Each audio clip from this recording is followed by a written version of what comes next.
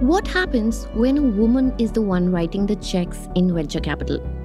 In India, where less than 5% of VC partners are women, that is still a rare question.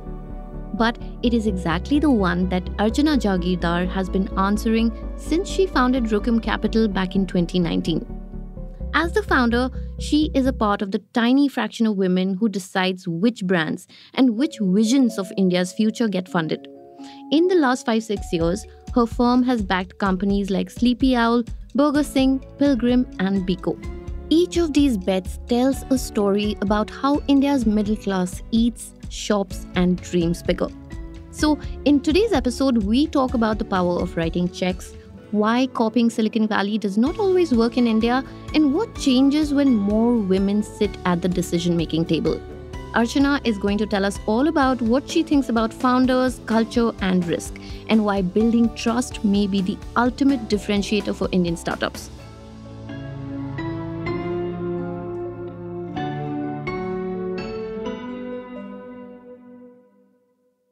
Hi, Archana. Welcome to Daybreak, and thank you so much for joining us. Thank you for having me. I'm quite excited about this conversation. Likewise, Archana, super excited to be talking to you. I would like to start with this story, right, that's become a part of startup folklore almost. It is about Masayoshi Son, SoftBank's Masayoshi Son, and Adam Newman from WeWork. And this is right after he gave WeWork more than $4 billion of funding. And Newman is in Tokyo, and he asks him this question. He says, in a fight between a smart guy and a crazy guy, who's the one who wins? And Newman replies, of course, it's the crazy guy who wins. And then Masayoshi Son tells him, but you're not crazy enough. Now, I'm sure you've heard this story like 100 times. Heard, of course, yeah. Right. I brought it up because it really captures this archetype of the founder that venture capital has been celebrating for a long time, right? Usually male, a little unhinged, larger than life personality. Do you think Indian venture capital still glorifies this kind of a founder? So I would say that the Indian startup ecosystem has to find its own voice. We have borrowed heavily from the American sort of, narrative of this unhinged founder who's, this visionary who's walking this very lonely path and, only he sort of understands it till, of course, he builds this $1 billion business. Right. So it's a ecosystem issue. It's not just the VC portrayal or VC sort of narrative, I would say. And the reason for that is that I think for a long time we have been, a lot in love with what happens in the West. Like we want a Western degree. We want, that Western stamp of approval is a big part of how we have thought up until now. And which also, therefore, we want to back this so-called unhinged sort of personality. And some founders have, sort of play acted to get that VC interest, and especially when it has been these Western VCs who are operating in India. So I think as India and domestic capital sort of comes into its own, I think we'll find our own voice and our own narrative as to what should work and what shouldn't. Right. So then, if this kind of madness is overrated in founders, what would be the other important attributes in a founder, according to you? I think there's certain underlying characteristics that are important, which is, a founder actually has to be more patient than mad.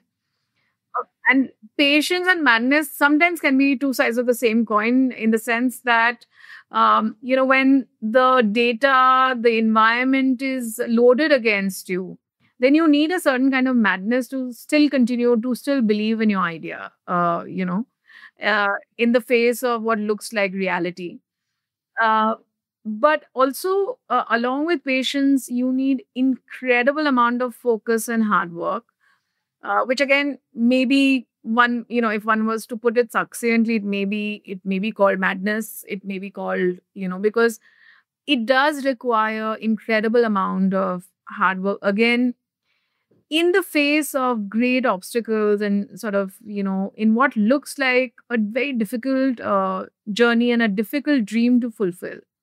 So I think that's really, and I think nuance is very important. I think a lot of the conversation that we have today, or the borrowed sort of imagery, words, scenarios that we use today, there isn't enough nuance. And hopefully, and gender agnostic over here, hopefully, I'm bringing in a little bit of nuance to this whole conversation and this whole, because if you bring that nuance in, then it begins to make a little bit more sense. Right, right. I totally get where you're coming from, Archana. But also, what I really wanted to find out is if, women founders, if they played this kind of crazy genius founder role, would they be treated the same way as their male counterparts? Oh, for sure. I think that's a no-brainer to answer. First of all, it's very hard for a woman to play that archetype anyway. Because, first of all, I think very few women are able to fully express their personalities as it is. Because we are expected to be nice and polite, and in gender, we are not meant to be aggressive, or from again how society perceives women. Uh, so I think that is anyway imposed. And I'm not sure I've ever seen a woman founders up until now, at least in my interactions with women founders. I don't think I've found Indian women founders who are trying to play or be part of that narrative, to be quite honest. Right. Interesting.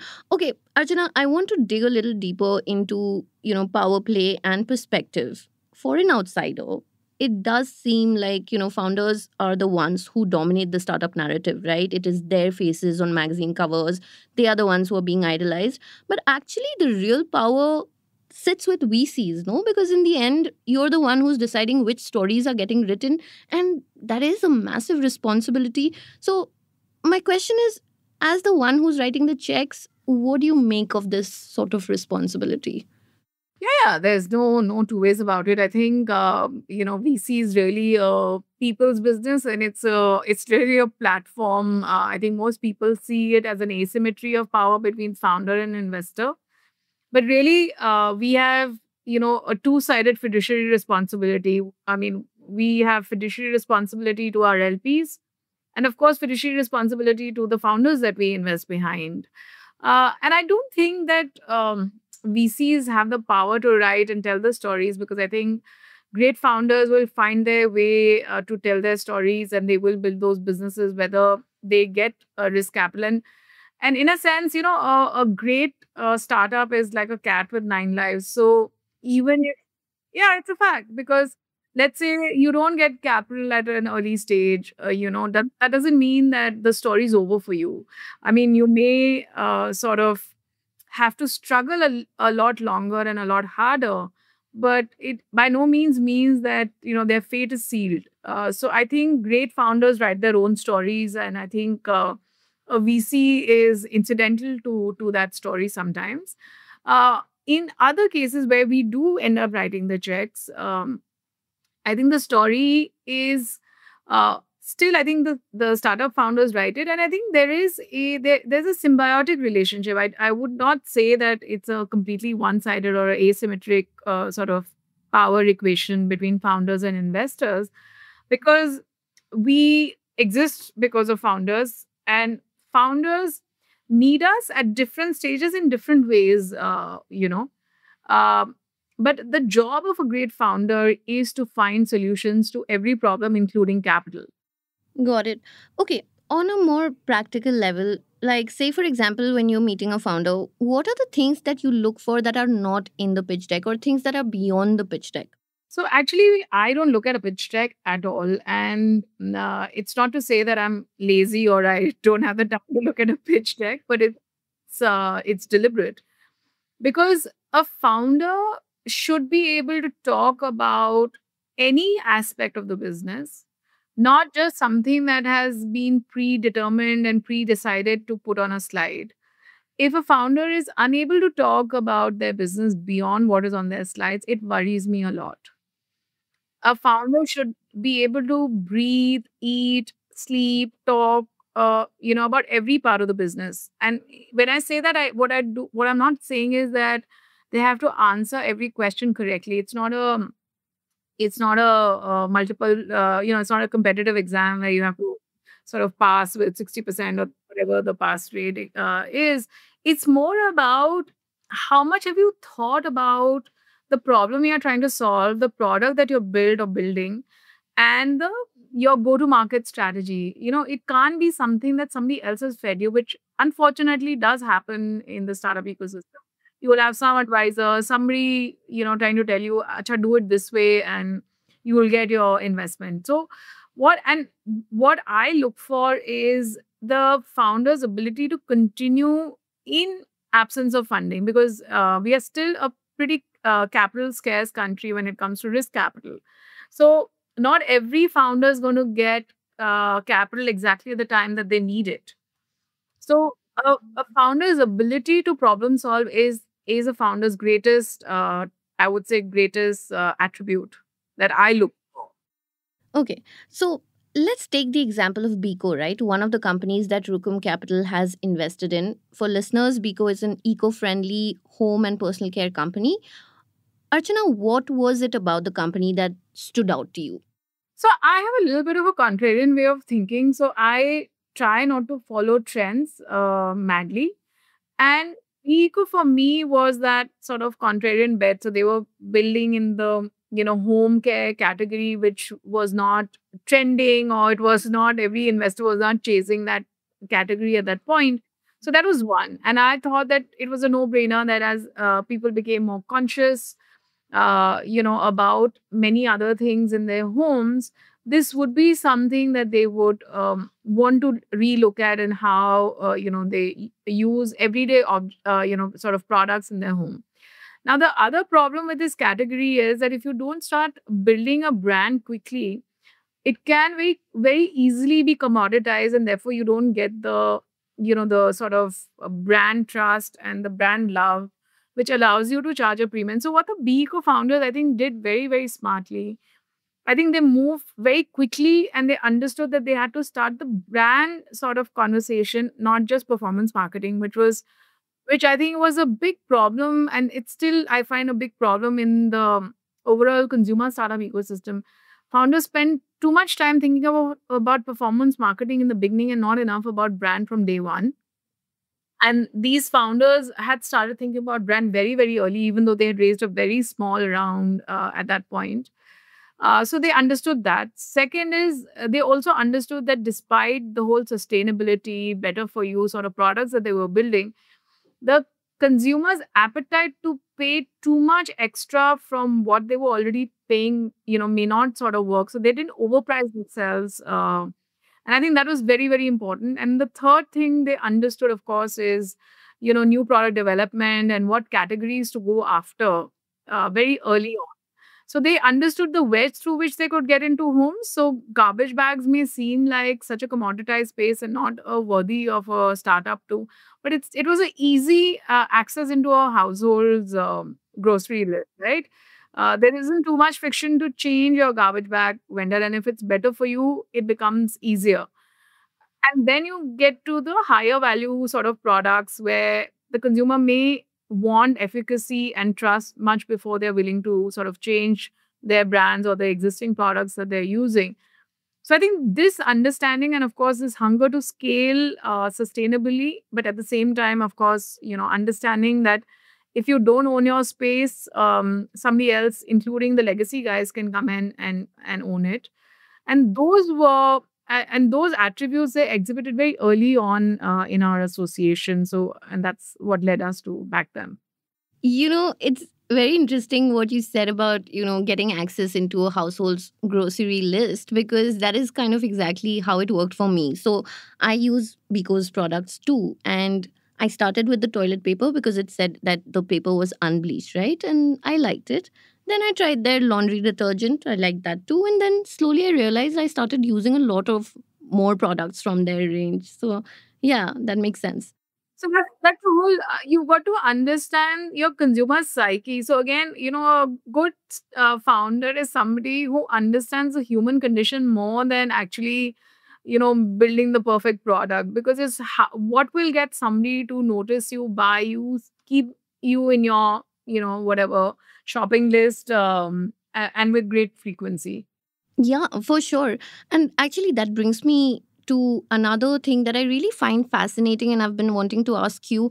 You know how venture capital, it doesn't just shape companies, right? It's also kind of shaping culture in the sense that, what we eat, what we drink, what we buy. So, do you think investing is as much of a cultural act as a financial one?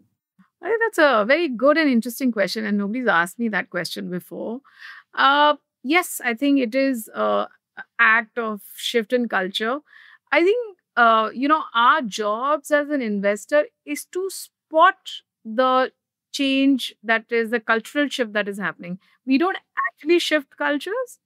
Culture is already shifting, and our job is to spot that change before it becomes completely mainstream, right? In a sense, we are betting on the future, the immediate future, to some extent, I would say.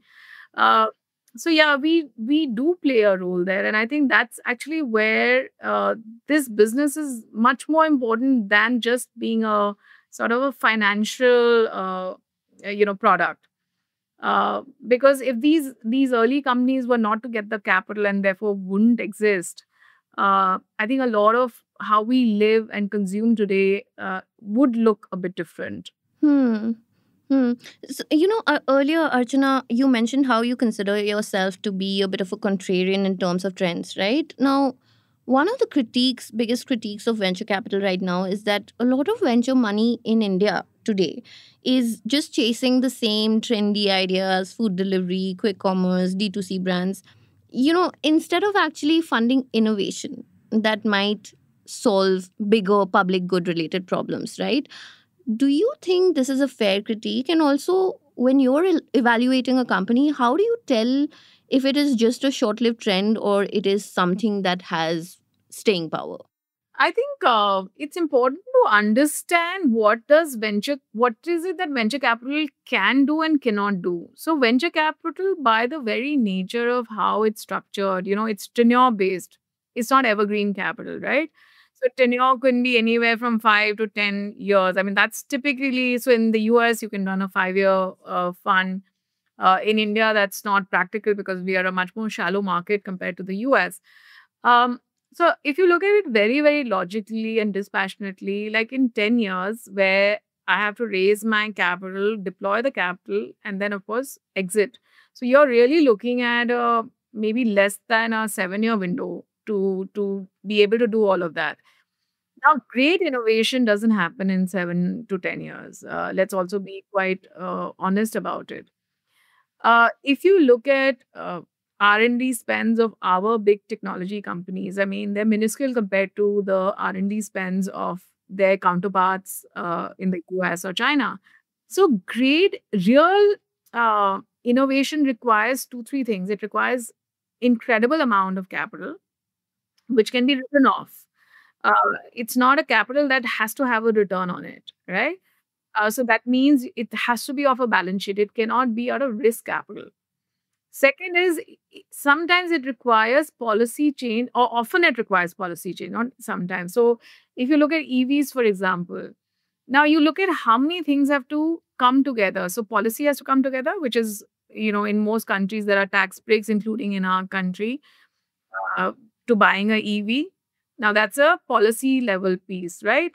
Then there has to be some policy initiative to for a EV company to be able to bring in, all the components and parts, including, let's say, the rare earth part to the whole battery tech.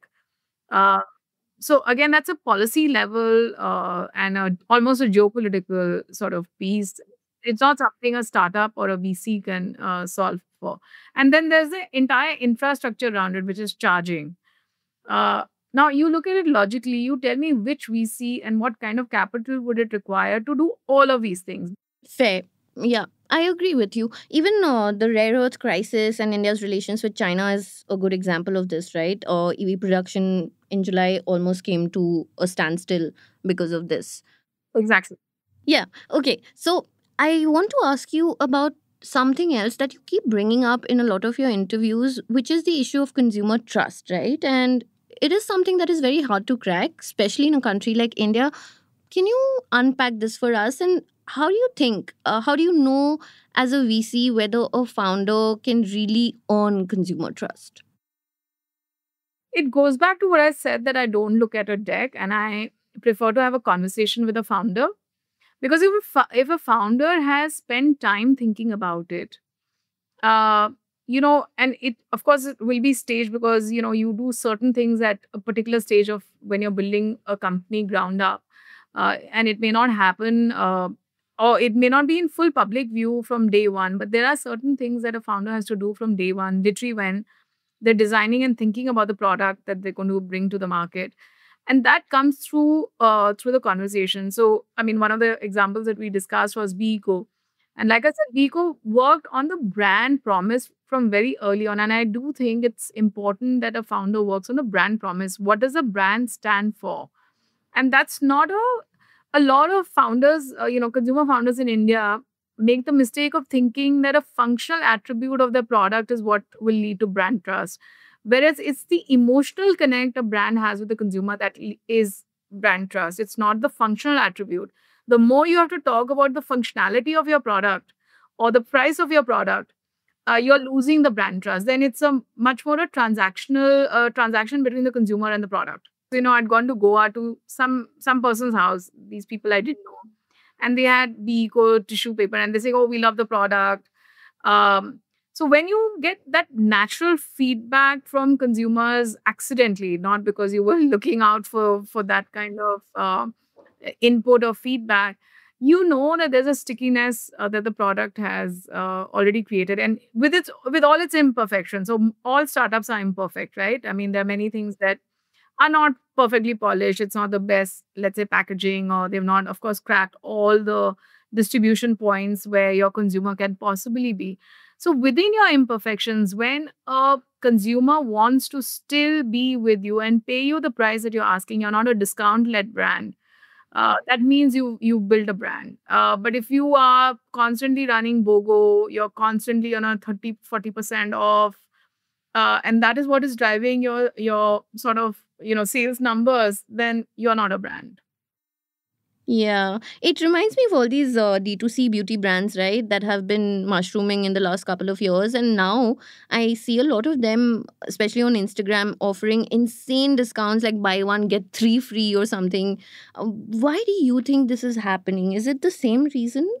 So I think all founders, realize how difficult it is to continue to get the consumer to keep coming back. I think one of the litmus test is when this happens, right? I mean, it's reasonably easy when you're a digital first brand to get to that 1 crore monthly run rate. I mean, reasonably. I would not call it easy, but reasonably, because the algo is in your favor at that point to some extent. But when the rubber really hits the road is when you need them to keep coming back, keep buying, at a certain periodicity, depending on what the product and the category is. And that's when you realize that they're not coming back. Now, it could be for a variety of reasons. The product didn't have efficacy, or the product just didn't appeal to the consumer, which can happen even for a big sort of company and a big brand. But because they have many more levers to keep reaching the same consumer again at a cheaper price, they can still afford that. But a startup can't afford, the consumer not returning with reasonable frequency and periodicity. And then it looks like a easy, and a lot of founders think it's a short term thing. Oh, I'll run this BOGO offer, or I'll run this discount, and then it'll be fine. And then the consumer will try it, and then they'll come back full price. But number one rule of consumer behavior is anything that is deeply discounted, the consumer will never come back and pay full price for it. So you've got to find, and that's the point I'm making, the difference between a commodity or a product versus a brand is this, that you should be able to charge whatever price you deem fit as a business. And Apple is one of the greatest examples of that. I mean, it's not the most tech forward company, but yet people who swear by Apple will pay whatever price Apple offers its consumers. Right. Okay. Archana, when you look at your portfolio, there is Burger Singh, there is Sleepy Owl, there's Biko. What do you think it says about India's middle class and its aspirations as of now? I think the aspirations are alive and kicking, and I think it's a good thing. I think, we as a country have seen a shift from always saving for a rainy day to living in the here and now. And that shows the maturing of the economy. In mature economies, you don't always fear the future. So I think it's a overall positive. If a country is fearful of the future all the time, that means that the economy is not strong. The fact that especially the millennials and Gen Zs are willing to live a paycheck to paycheck shows the strength of how they perceive their financial future. And that is a very, very positive indicator for any country. Yeah, makes sense. I also wanted to ask you about your latest venture, Rukum Sitara, right? That's investing in consumer facing companies that are using AI, deep tech, or other enabling technologies that power or transform their business. The past 2 years have been dominated by the AI frenzy globally. In India, also, right now, we're seeing a flood of startups rebranding themselves as AI companies, whether or not the tech actually runs deep into their business. How do you separate genuine innovation from the noise, and what is it that gives you conviction that this is the right moment for India to make big bets on deep tech, um, especially given the fact that we've not really seen a big breakout in AI as such here? So you've got to be a little ahead of the curve. Because if you're not, then you are likely to get left behind. Now, yes, there is, of course, use of generative AI as in every deck. And I think founders try and put that in to grab an investor's attention because, I mean, again, it's their way of trying whatever they can to get attention because it is highly competitive to be able to raise risk capital in India. Having said that, I think the way we look at generative AI or deep tech is, of course, we have to. So we create a lot of internal reports, and to try and understand different subjects and different sort of categories. Now, within that, the best way to learn about anything new is by, in a sense, almost by doing it. In which, in an investor's case, is that you talk to as many founders and go to as many places where you can learn about it. uh, of course, technology sometimes can move fast as it is doing at this moment. So you will have hits and misses. And I think that is one of the biggest challenges now. We saw this during the dot com and the internet boom as well. There were many, many misses. And of course, there were hits as well. So I think as an investor, you've got to have a bullshit filter. And, the point I was making earlier about that I like to have a conversation because people reveal themselves both positively and negatively when you take them away from a script. The more you dig deeper, about the product, about technology, you can tell what somebody is sort of talking by rote as opposed to where they genuinely understand technology. I think that is the job of any good investor because we can't be experts in everything, especially because, like I said, we are betting a little bit on the future. So there is going to be a little bit of fraud. There is going to be a little bit of, pretenders who will try and come and claim to be the experts in it. And there's not enough time to be an expert in every subject. And I think a lot of investors mislead by saying, "Oh, I'm an expert in X and Y," and it's surprising because if that whole subject is only very nascent, how can you be an expert in it, right?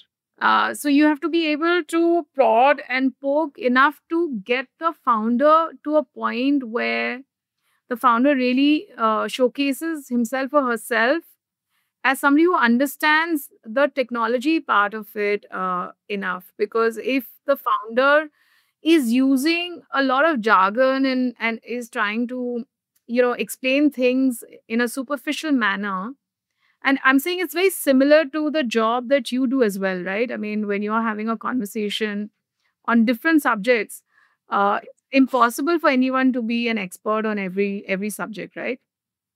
But it's the ability to sort of go a little bit more deeper to just try and understand whether the person really knows what they're talking about, or they're just trying to impress with a lot of jargon. So, another thing that I try and avoid with founders, and I request them to not use any jargon when they're talking about their product and how they're building and what is the problem statement, because jargon is a good way to hide behind. And you try and look far more intelligent than you are just because you know few words of jargon. Okay, so Archana, now I have a slightly frivolous question for you. Is there any company that you did not bet on that you now sort of regret passing on?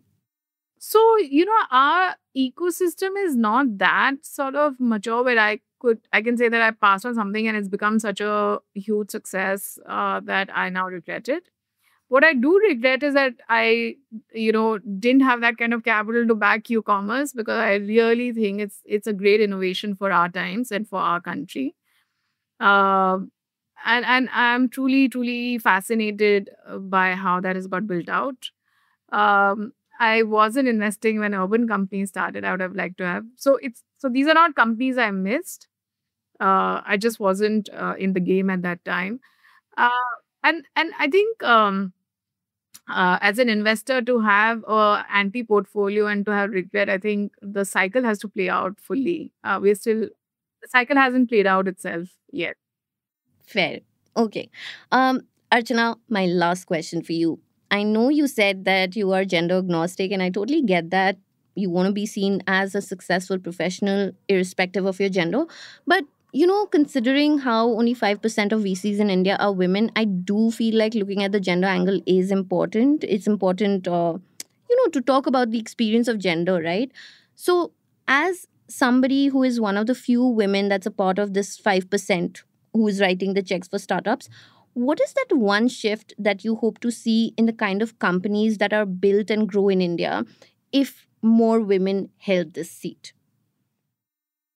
See, a lot of investing does happen because of the old boys club. So, the men do, hang out together, and women are excluded out of those informal sort of groups, right?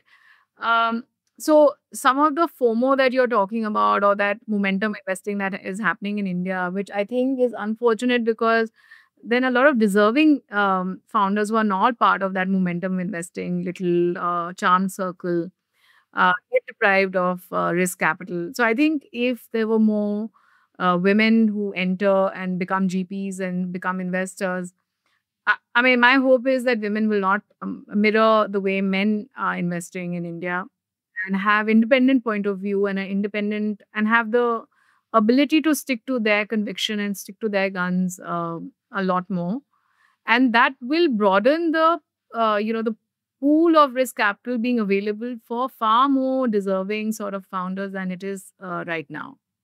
So a lot of the gatekeeping happens because when investors um, hunt in packs, so to speak, and then you leave out those who are not part of, let's say, that IIM sort of charm circle, or the Ivy League charm circle, which by again their very nature and how society is organized, it'll be the men who will go to the Ivy Leagues and to the IIT and IIMs.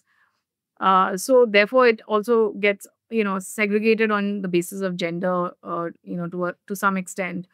Uh, so I do think that look, I think opportunity and access should be equal for both genders, and I do believe that by that equality not being there is I think different ways of looking at businesses is compromised. So I'm not negating the gender conversation. Like I said, it is an old boys club. Uh, and more women should also become LPs, and which again means a transfer of wealth, as opposed to wealth getting transferred from the patriarch to the male heir.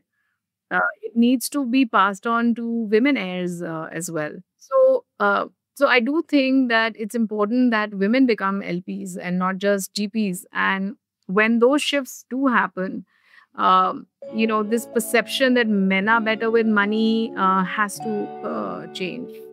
Absolutely. And that is such a great note to end this interview on. Thank you so much, Archana, for giving us time and joining us. I think I had a lot of fun talking to you, and it's always fun when there are two women on a podcast on both sides of the mic. Yes, absolutely. So that was very enjoyable. Thank you very much.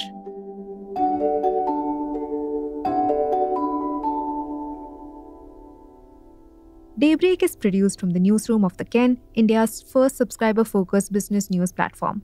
What you're listening to is just a small sample of our subscriber-only offerings, and a full subscription offers daily, long-form feature stories, newsletters, and a whole bunch of premium podcasts. To subscribe, head to theken.com and click on the red subscribe button on the top of the website. Today's episode was hosted and produced by my colleague Snigdha Sharma and edited by Rajiv CN.